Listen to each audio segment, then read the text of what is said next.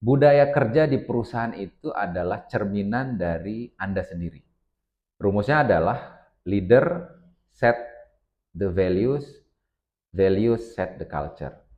Jadi pemimpin itu yang menentukan values-nya, dan values itu yang akan menentukan kultur di perusahaan itu.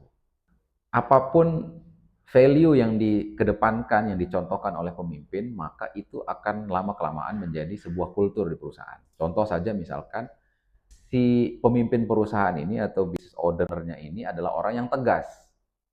Lama-kelamaan value itu secara tidak sadar akan terimplementasi ke dalam timnya. Orang-orang akan ngerasa atau bawahannya akan ngerasa bahwa pemimpinnya ini tegas. Ketika ini berjalan terus-menerus, lama-kelamaan prinsip values ini akan berubah menjadi kultur di perusahaan itu. Maka kita akan bisa menyaksikan dalam jangka waktu yang lama, perusahaan ini punya kultur tegas.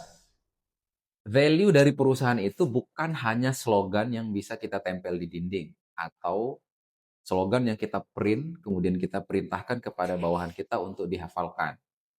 Akan tetapi, value itu adalah apapun yang terjadi di perusahaan. Setiap menit, bahkan setiap detiknya, pengambilan keputusan, ketika ada masalah terjadi, ketika mengambil strategi, apapun itu namanya, harus berdasarkan dari value. Oleh karenanya, value ini sangat-sangat penting.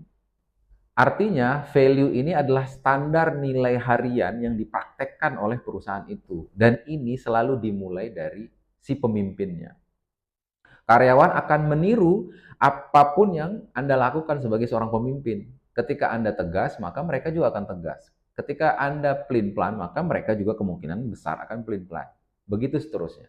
Contoh saja, ada misalkan pemilik bisnis yang bertanya ke saya, kenapa ya karyawan saya ini kok malas sekali kalau disuruh belajar sesuatu. Padahal kan ini untuk kepentingan dia sendiri juga, perkembangan dia sendiri juga. Sebenarnya pertanyaan itu bisa kita balik sebenarnya. Apakah Anda sebagai pemimpin perusahaan suka belajar apa enggak? Gitu.